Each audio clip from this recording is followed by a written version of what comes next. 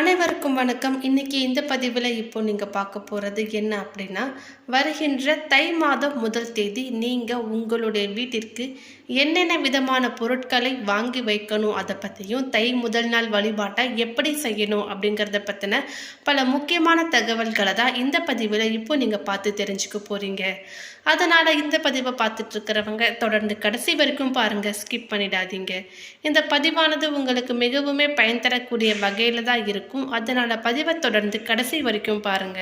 மேலும் நீங்க இப்பதான் நம்ம சேனலை ஃபர்ஸ்ட் டைமா பாக்குறீங்க அப்படின்னா கண்டிப்பா சப்ஸ்கிரைப் பண்ணிக்கோங்க. அப்படியே பக்கத்துல இருக்கக்கூடிய நோட்டிபிகேஷனுக்கான பெல் ஐகானையும் கிளிக் பண்ணிக்கோங்க. 1500 ரூபாய் மதிப்பு கொண்ட ஒரிஜினல் கருங்காலி மாலை நம்ம கிட்ட 1100 ரூபாய் மட்டுமே. பாலிஸ்டர் மாலையும் நம்ம கிட்ட இருக்கு. 8 mm பாலிஸ்டர் மாலை வேணும்னா 1400 ரூபாய் வரும். கேஷ் ஆன் டெலிவரி நம்ம கிட்ட கிடையாதுங்க. ரொம்ப நம்பகத்தமையா தினமும் பாத்தீங்கன்னா நிறைய பேர் வாங்கிட்டு இருக்காங்க. மாலையிலேயே பல வகை இருக்குங்க. ஃபர்ஸ்ட் குவாலிட்டி மாலை இந்த ரேட்டுக்கு உங்களுக்கு எங்கேயுமே கிடைக்காதுங்க. கான்டாக்ட் 88 70 10 75 27. பொங்கல் அன்று அனைவருமே 5 மணிக்கு எழுந்து வேலைகளை செய்வீர்கள். ஆனால் பிரம்ம முகூர்த்தத்தில் எழுந்து, அதாவது 3:30 மணியிலிருந்து 4:30 மணிக்கு எழுந்து பொங்கலுக்கு செய்ய வேண்டிய வேலைகளை செய்தால் நல்லது நடக்கும். பொங்கலுக்கு முன்பு அனைவருமே மளிகை பொருட்களை வாங்கிவிடுவோம். ஆனால் பொங்கல் அன்று இந்த 3 பொருட்கள் மட்டும் வாங்கினால் செல்வ வளம் பெருகும். அது என்ன பொருள் என்றால் கல்லுப்பு. கல்லுப்பு என்பது மகாலட்சுமியின் மறு உருவம். ஆகவே பொங்கல் அன்று கல்லுப்பை வாங்கிவிடுங்கள். வாங்கி வந்து பூஜை அறையில் வையுங்கள். அது உங்கள் வீட்டில் செல்வ வளத்தை அதிகரிக்க செய்யும். பொங்கல் என்றால் இனிப்பு இல்லாமல் இருக்காது. கண்டிப்பாக சர்க்கரை பொங்கலுக்கு வெல்லம் வாங்கி வைத்திருப்பீர்கள். வாங்கினாலும் பரவாயில்லை, பொங்கல் அன்று காலையில் வெல்லத்தை வாங்கி வாருங்கள். அதனை பூஜை அறையில் வைத்து வழிபடுங்கள். அடுத்ததாக துவரம்பருப்பு. அனைவருக்குமே தெரியும், துவரம்பருப்பு மகாலட்சுமிக்கு உரிய பொருள். ஆகவே பொங்கல் அன்று இந்த பொருளை வாங்கி வந்து பூஜை அறையில் வைத்து வழிபாடு செய்யுங்கள். இதன் பிறகு விளக்கு ஏற்றி பொங்கலுக்கு இந்த பொருட்களை எல்லாம் நீங்கள் பயன்படுத்தி கொள்ளலாம்.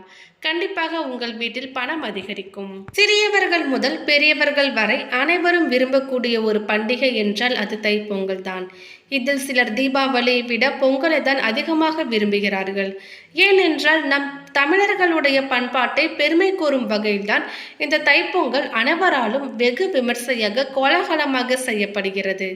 பொங்கல் அன்று சூரியன் உதயமாகும் முன்பே எழுந்து அனைவரும் குளித்து விட வேண்டும். ஏனென்றால் தை பொங்கல் அன்று நாம் சூரிய பகவானுக்கு பொங்கல் வைத்து வழிபடுகிறோம். அதனால் பொங்கல் அன்று காலையில் சூரியன் உதயமாகும் முன்பு நாம் குளிக்க வேண்டும். அதே போலவே பொங்கல் அன்று வீட்டில் இருக்கும் தாய்மார்கள் நெற்றியில் கட்டாயம் பொட்டு வைத்து கொண்டுதான் பொங்கல் வைக்க வேண்டும். வீட்டில் கிழக்கு திசை நோக்கிதான் பொங்கல் பானையை வைக்க வேண்டும். அது மட்டும் இல்லாமல் பொங்கல் வைக்கும் பானையில் கட்டாயமாக இஞ்சி கொத்து மற்றும் மஞ்சள் கொத்து திருநீறு போட்டு வைத்திருக்க வேண்டும். பொங்கல் வைப்பதற்கு முன்பு மறக்காமல் மஞ்சளால் பிள்ளையார் செய்து அதற்கு குங்கும பொட்டு வைத்து மாக்கோலம் போடுங்கள்.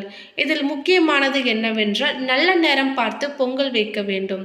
அடுப்பில் பொங்கல் பொங்கும் பொழுது அனைவரும் பொங்கலோ பொங்கல் என்று சொல்ல வேண்டும். ஏனென்றால் இது மாதிரி சொல்லும் பொழுது பொங்கல் பொங்குவது போல நமது வாழ்க்கையும் இதே போலவே செழிப்பாக வளர வேண்டும் என்று அர்த்தம். பொங்கல் அன்று சாமி கும்பிடும் நேரத்தில் அபசகுண வார்த்தைகளை பேசாதீர்கள். அந்த பொங்கல் பானையில் இருக்கும் மஞ்சளை வெயிலில் காய வைத்து வீட்டில் இருக்கின்ற பெண்கள் உபயோகப்படுத்தி கொள்ளலாம். அடுத்ததாக தை மாதம் 1ஆம் தேதி வருகின்ற தை பொங்கல் அன்று யாரும் தலைக்கு எண்ணெய் வைத்து குளிக்கக்கூடாது. அதே போலவே வீட்டில் இருக்கின்ற யாரும் குளிக்காமலும் இருக்கக்கூடாது. பொங்கல் அன்று புதிய ஆடை அணியவில்லை என்றாலும் கிழிந்த ஆடைகள் அணிவதை தவிர்த்து விடுங்கள். உங்கள் வீட்டில் பொங்கல் அன்று பொங்கல் வைக்கும் பானையை அன்றே சுத்தம் செய்யக்கூடாது. மாட்டு பொங்கல் அல்லது காணும் பொங்கல் அன்று பானையை சுத்தம் செய்யுங்கள். தமிழரின் பாரம்பரிய பண்டிகைகளில் ஒன்றாக இருக்கக்கூடிய இந்த பொங்கல் பண்டிகை ரொம்பவும் முக்கியமான ஒரு பண்டிகையாகும். இதன் சிறப்பம்சமே இதில் நாம் புதிதாக வாங்கக்கூடிய பொங்கல் பானை தான் என்று கூறலாம்.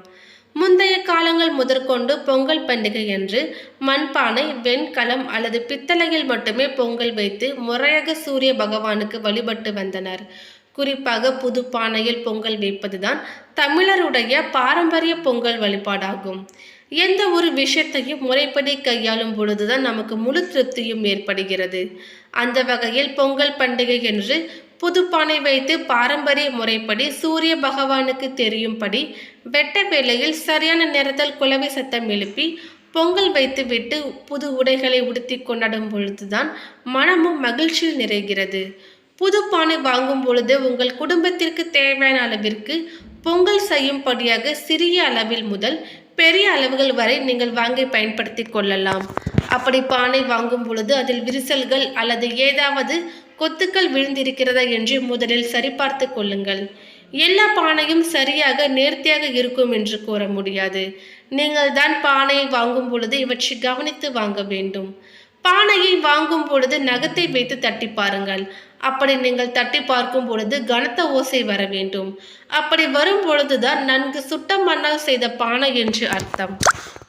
முதலில் பானை வாங்குபவர்கள் மண்ணால் செய்யப்பட்ட எந்த சட்டையை வாங்கினாலும் முதலில் தண்ணீரில் மூழ்கி இருக்கும்படி பானையை வையுங்கள். அப்பொழுதுதான் பானைக்குள் இருக்கும் மண்ணும் வெளியே இருக்கும் மண்ணும் தண்ணீரில் கரையும். அதன் பிறகு நீங்கள் லேசாக ஸ்கிரிப்பர் அல்லது தேங்காய் நார் போன்றவற்றை பயன்படுத்தி தேய்த்து கொடுங்கள். அதன் பிறகு நீங்கள் நன்கு கழுவி சுத்தம் செய்து காய வைத்து உபயோகப்படுத்துவதுதான் நல்லது.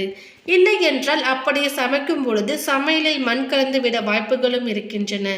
புது பானையில் பொங்கல் வைக்கும் பொழுது அது எச்சில் படாத பாத்திரமாக இருந்தால் பூஜைக்கு உகந்தது. எனவே நீங்கள் குக்கர் அல்லது எவர் சில்வர் போன்ற பாத்திரங்களை உபயோகப்படுத்த வேண்டாம். எந்த ஒரு பூஜை அறையிலும் எச்சில் படாத பாத்திரத்தை பயன்படுத்தும் பொழுதுதான் அதற்கான முழு பலனும் கிடைக்கும். மஞ்சள் கொத்தை கழுத்தில் கட்டி சந்தன குங்குமம் இட்டு பானையின் அடியில் ஈர மண்ணை தடவி பொங்கல் வையுங்கள். அப்பொழுதுதான் கறி பிடிக்காமல் இருக்கும். பொங்கலோ பொங்கல் என்று வழியும் பொழுது குடும்பத்துடன் கூச்சலிடுங்கள். இதனால் நம்முடைய வாழ்க்கையும் அனைத்து விதமான வளங்களும் நலன்களும் பெருகும். நவ கிரகங்களில் சூரியன் மற்றும் சந்திர கிரகங்கள் பல சிறப்பு தன்மைகளை கொண்ட கிரகங்கள். சூரியன் ஒரு மனிதனின் உடலுக்கு காரகன் என்றால் சந்திரன் உயிர் அல்லது ஆன்மாவிற்கு காரகத்துவம் கொண்ட கிரகமாகும்.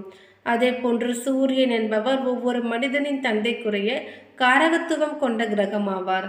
சந்திரன் ஒவ்வொரு மனிதனின் தாய்க்கு காரகத்துவம் வகிக்கும் கிரகம். நாம் இந்த உலகில் தோன்றுவதற்கு காரணம் நமது தாய் தந்தை ஆவார். முன்னோர்களை வணங்குவதற்கு மிகவும் சிறப்பு தினங்களாக தை மற்றும் ஆடி அமாவாசை தினங்கள் இருக்கின்றது. அந்த தினங்களைப் போலவே இன்று பிறந்திருக்கும் பொங்கல் தினம் மறைந்த நம் தாய் தந்தையரை வணங்குவதற்குரிய ஒரு சிறப்பு நாளாகும். இந்த தினத்தில் காலையில் எழுந்து குடித்து முடித்துவிட்டு உங்கள் வீட்டில் இருந்தபடியே வானில் உதித்திருக்கும் சூரிய பகவானை இரு கரங்களை கூப்பி வணங்க வேண்டும். யோக கலையில் கூறப்படும் சூரிய நமஸ்கார முறையில் சூரியனை வணங்குவது மிகவும் சிறப்பு. பிறகு உங்களுக்கு அருகில் இருக்கும் சிவன் கோவிலுக்கு சென்று நவகிரக சன்னதிகள், சந்திர பகவானுக்கு உரிய அல்லி மலர், மல்லிகை போன்ற பூக்களை சந்திரனுக்கு சமர்ப்பித்து அரிசியை நெய்வேத்தியமாக வைத்து சந்திர பகவானை வழிபட வேண்டும். இதன் பிறகு சுப முகூர்த்த நேரத்தில் பானை வைத்து தீ மூட்டி வெல்லம், அரிசி மற்றும் இதர பொருட்களை கலந்து பொங்கல் செய்து அதிலிருந்து சிறிது பொங்கலை முதலில் சூரிய பகவானுக்கு நெய்வேத்தியம் வைத்து வழிபாடு செய்யுங்கள். சிறிதளவு பொங்கலை மறைந்த உங்கள் பெற்றோரை மனதார நினைத்து அவர்களுக்கு படைத்து அதற்கு பிறகு அந்த பொங்கலை காகங்கள் அல்லது பசு மாடுகளுக்கு உணவாக கொடுங்கள். தினம் சந்திரஹோரை நேரத்தில் சந்திர பகவானுக்கு 2 மண் அகல் விளக்கில் பசுனை தீபங்கள் ஏற்றி வழிபாடு செய்யுங்கள். இந்த தீபங்களை உங்கள் வீட்டு பூஜை அறையிலோ அல்லது கோவில்களில் சந்திர பகவான் சன்னதியிலோ ஏற்றலாம். மேற்கூறிய முறையில் இந்த பொங்கல் தினத்தில் சூரியன் மற்றும் சந்திர பகவான் வழிபாடு செய்பவர்களுக்கு மறைந்த தாய் தந்தை வழியில் ஏற்பட்டிருந்த சாபங்களும் நீங்கும். உங்களின் விருப்பங்கள் அனைத்தும் நிறைவேறுவதற்கான அமைப்புகளும் உண்டாகும். மனக்குழப்பங்கள், தேவையற்ற பயங்கள் நீங்கி சிந்தனையில் தெளிவு உண்டாகும். சோம்பல் குணம் அறவே நீங்கும். உடல் மனம் சார்ந்த நோய்கள் ஏற்படாமல் இருக்கும். துர்மரணம் ஏற்படாமல் நம்மை காப்பாற்றும். 12 தமிழ் மாதங்களில் சூரிய பகவான் குரு பகவானுக்கு உரிய தனுசு ராசியிலிருந்து சனி பகவானின் சொந்த ராசியான மகர ராசிக்குள் பிரவேசிக்கும் மாதம்தான் இந்த தை மாதம். மகர மாதம் எனப்படும் இந்த தை மாதத்தில் தான் சூரிய பகவான் தென் திசையிலிருந்து வட திசையை நோக்கி பயணத்தை தொடங்குகிற மாதம். இதனை வடமொழியில் உத்தராயணம் என்கிறார்கள். பொதுவாகவே எந்த ஒரு செயலையும் தை மாதத்தில் செய்வது பன்மடங்கு பலன்களை தரும். மேற்கூறிய முறையில் இந்த பொங்கல் வழிபாடுகளை நீங்கள் செய்தால் உங்களுக்கு அனைத்து விருப்பங்களும் நிறைவேறுவதற்கான அமைப்பு உண்டாகும். மனக்குழப்பங்கள், தேவையற்ற பயங்கள் நீங்கி சிந்தனையில் தெளிவு உண்டாகும். சோம்பல் குணம் அறவே நீங்கும். உடல் மனம் சார்ந்த நோய்கள் ஏற்படாமல் காக்கும். துர்மரணம் ஏற்படாமல் இருக்கும். மேலும் இந்த தகவல் உங்களுக்கு பிடித்திருந்தால் லைக் பண்ணுங்க, ஷேர் பண்ணுங்க. இது போன்ற பல முக்கியமான தகவல்களை நீங்க தெரிஞ்சுக்கணும்னா எங்க சேனலை சப்ஸ்கிரைப் பண்ணிடுங்க. நோட்டிஃபிகேஷனுக்கான பெல் ஐக்கானையும் கிளிக் பண்ணிக்கோங்க. தேங்க்யூ.